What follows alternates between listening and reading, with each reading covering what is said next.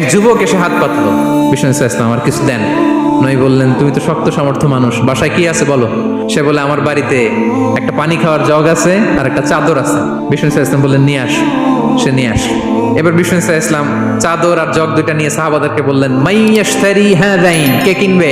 রাসূল সাল্লাল্লাহু আলাইহি ওয়াসাল্লাম তার চাদর আর জগটা নিলামে তুললেন, এই কে কিনবে। একজন বলল, ফাকালা রাজুল আনা আখিযুহুমা বিদিরহাম, ইয়া রাসূলুল্লাহ আমি 1 দিরহামে কিনবো। মাইয়াজিদু আলা যালিক, এর চেয়ে বাড়ায় দিবা কে। আরেক সাহাবী বলল, ইয়া রাসূলুল্লাহ আমি 2 দিরহামে কিনবো। 2 দিরহাম, 2 দিরহাম, 2 দিরহাম, আর বাড়ে না। বিষ্ণু ইসলাম তার কাছে 2 দিরহাম দিয়ে বিক্রি করে দিলেন।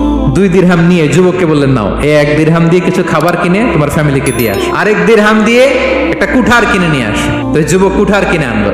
বিষ্ণু ইসলাম ওনার মোবারক হাতে, বরকতময় হাতে ওই কুঠারে একটা হাতল লাগাই দিলেন। এবার বললেন, যাও জঙ্গলে যে কাঠ কেটে লাকড়ি বেচে জীবিকা নির্বাহ করো, সামনের 15 দিন আমার সামনে যেন তোমার ঘুরঘুর করতে না দেখি। সুবহানা রাব্বিয়াল আ'লা, এর অর্থটা খুব সুন্দর। এর অর্থটা আপনারা জানেন?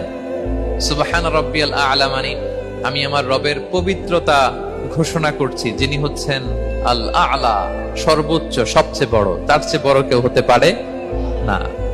আরবিতে আল আ'লা শব্দের অর্থ হচ্ছে সবচেয়ে উঁচু, সবচেয়ে বড়, সর্বোচ্চ, এটাকে বলে আ'লা।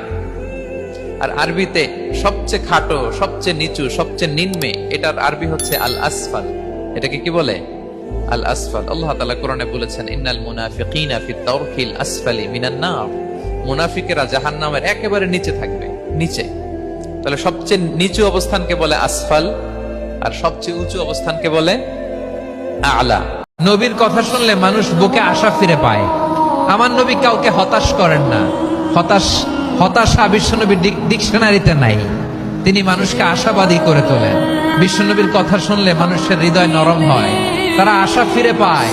আপনি প্রিয় নবীর মুখনিসৃত বাণীগুলো পড়েন, কথামালাগুলো শোনেন, দেখবেন আশা পাবেন, বুকে আশা পাবেন, ভালোবাসা পাবেন। কারণ তিনি এমন সত্তা, এমন পার্সোনালিটি, তার কথা শুনলে হৃদয় নরম হয়ে যায়। মনে হয় হৃদয় খুলে তারে দিয়ে দেই, সব কথা যেন তারে বলা যায়। আওয়াজ করে বলেন ঠিক কিনা? স্বামী স্ত্রীর সম্পর্কটা কেমন জানেন? স্বামী স্ত্রীর সম্পর্কটা হচ্ছে হাত আর চোখের মতো। হাত ব্যথা পেলে চোখ দিয়ে পানি ঝরে, আবার চোখ দিয়ে পানি ঝরলে হাত সেই পানি মুছে দেয়, ঠিক কিনা?